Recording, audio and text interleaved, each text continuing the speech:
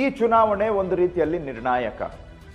ಕಾಂಗ್ರೆಸ್ ಪಕ್ಷದಿಂದ ಕರ್ನಾಟಕದ ಸುಮಾರು ಜಿಲ್ಲೆಗಳಲ್ಲಿ 8 ಜನ ಅಭ್ಯರ್ಥಿಗಳು ನಾವು ಒಕ್ಕಲಿಗರ ಸಮಾಜದವರಿಗೆ ಅವಕಾಶವನ್ನು ಮಾಡಿಕೊಟ್ಟಿದ್ದೇವೆ. ಅದರಲ್ಲಿ ನೀವು ಬಿಜೆಪಿ ಮತ್ತು JDS ಎರಡೂ ಪಾರ್ಟಿ ಸೇರಿದ್ರೂ ಕೂಡ 6 ಕಡೆ ಮಾತ್ರ ಅವರು ಅವಕಾಶ ಮಾಡಿಕೊಟ್ಟಿದ್ದಾರೆ. ಆ 6ರಲ್ಲಿ ಒಂದೇ ಕುಟುಂಬಕ್ಕೆ 3 ಕಡೆ ಅವಕಾಶವನ್ನು ಮಾಡಿಕೊಟ್ಟಿದ್ದಾರೆ. ಹಾಗಾದರೆ ನಾವು ಒಕ್ಕಲಿಗರ ಸಮಾಜದವರು ಬರೀ ಒಂದು ಕುಟುಂಬಕ್ಕೆ ಸೇವೆ ಮಾಡೋದಕ್ಕೆ ಇರುವಂಥವರ, ನಮ್ಮ ಸಮಾಜದಲ್ಲಿ ಬೇರೆಯವರು ಕೂಡ ಬೆಳಿಬೇಕಾ ಇಲ್ಲವ? ನಾಯಕತ್ವ ಕೇವಲ ಒಂದು ಕುಟುಂಬಕ್ಕೆ ಸೀಮಿತವಾಗಿರಬೇಕಾ ಅಥವಾ ಬೇರೆ ಬೇರೆಯವ್ರಿಗೂ ಸಿಗಬೇಕಾ?